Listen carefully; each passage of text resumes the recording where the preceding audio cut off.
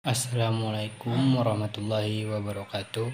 Perkenalkan, nama saya Dodi Ariansa dengan NIM 106220038. Saya prodi Hukum Tata Negara.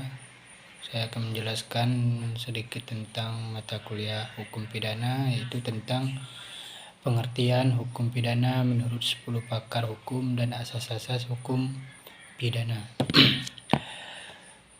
Baiklah, pengertian hukum pidana. Pidana berasal dari kata straf Belanda yang sering didefinisikan dalam istilah hukuman atau dengan definisi lain sebagai suatu penderitaan yang sengaja dijatuhkan atau diberikan oleh negara-negara pada seseorang atau beberapa orang sebagai akibat hukum sanksi baginya atau perbuatan yang telah melanggar larangan hukum pidana. Definisi hukum pidana menurut beberapa pakar hukum. Beberapa pendapat pakar hukum dari Barat Eropa mengenai hukum pidana antara lain sebagai berikut. Menurut Pompe menyatakan bahwa hukum pidana adalah keseluruhan aturan ketentuan hukum mengenai perbuatan yang dapat dihukum dan aturan pidananya. AP London menyatakan bahwa hukum pidana dibedakan dan diberikan arti hukum pidana material yang menunjukkan pada perbuatan pidana yang oleh sebab perbuatan itu dapat dipidana, di mana perbuatan pidana itu mempunyai dua bagian, yaitu bagian objektif merupakan suatu perbuatan atau sikap yang bertentangan dengan hukum pidana positif sehingga bersifat melawan hukum yang menyebabkan tuntunan hukum dengan ancaman pidana atas pelanggarannya. Bagian subjektif merupakan kesalahan yang menunjukkan kepada pelaku untuk dipertanggungjawabkan menurut hukum pidana formal yang mengatur cara bagaimana hukum pidana material dapat ditegakkan. Selanjutnya menurut D. Hazewinkel-Surigyan dalam bukunya membagi hukum pidana dalam arti objektif yang meliputi perintah dan larangan yang pelanggarannya diancam dengan sanksi pidana oleh badan yang berhak. Terus selanjutnya menurut Algra Jensen mengatakan bahwa hukum pidana adalah alat yang dipergunakan oleh seorang penguasa hakim untuk memperingati mereka yang telah melakukan suatu perbuatan yang tidak diberikan reaksi, dan penguasa tersebut mencabut kembali sebagai dari pelindungan yang seharusnya ini oleh terpidana atas nyawa, kebebasan dan harta kekayaannya.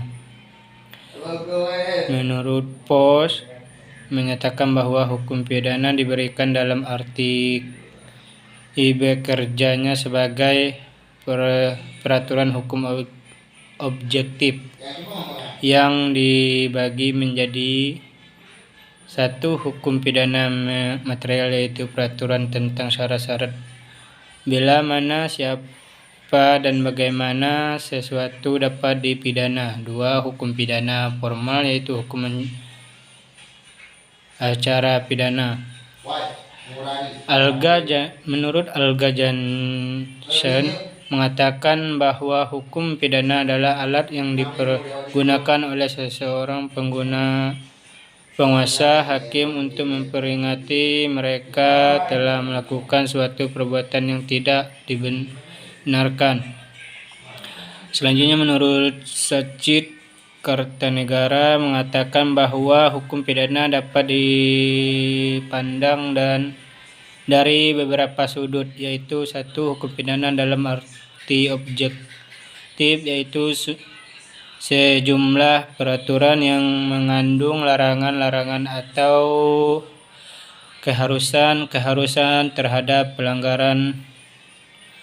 pelanggarannya diancam dengan hukuman. 2. Hukum pidana dalam arti subjektif, yaitu sejumlah peraturan yang mengatur hak negara untuk menghukum seseorang yang melakukan perbuatan yang dilarang. Terus menurut Swedarto mengatakan bahwa hukum pidana merupakan sistem aksi yang negatif. Ia diterapkan jika sarana lain sudah tidak memadai. Terus menurut Martiman Prot Jojo, hukum pidana adalah bagian dari keseluruhan hukum yang berlaku di suatu negara yang mengadakan dasar-dasar dan aturan-aturan untuk membentuk perbuatan-perbuatan mana yang tidak boleh dilakukan. Menurut Roselansela mengatakan bahwa setiap perbuatan oleh masyarakat dirasakan sebagai perbuatan yang tidak boleh atau tidak dapat dilakukan, sehingga perlu adanya penekanan pada perasaan hukum masyarakat. Selanjutnya, B. Asas dalam hukum pidana. Asas legalitas. Asas legalitas dalam hukum pidana merupakan asas fundamental pertama kali. Asas ini dituangkan dalam Konstitusi Amerika 1776 dan setelah itu dalam pasal 8 Declaration de droits de l'homme et du citoyen 1789 di Prancis. Asas legalitas ini kemudian tercantum dalam KUHP berbagai negara di dunia.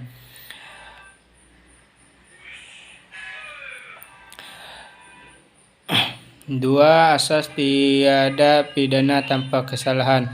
Pembahasan mengenai asas tiada pidana tanpa kesalahan yang kemudiankan oleh Chairul Huda dikembangkan menjadi asas tiada tanggungjawab pidana tanpa kesalahan akan menjadi semakin penting, bukan hanya karena secara keilmuan asas ini masih dipahami oleh para mahasiswa Fakultas Hukum, maupun lebih jauh dari itu, asas ini secara eksplisit verbis akan terapkan dalam RKUHP.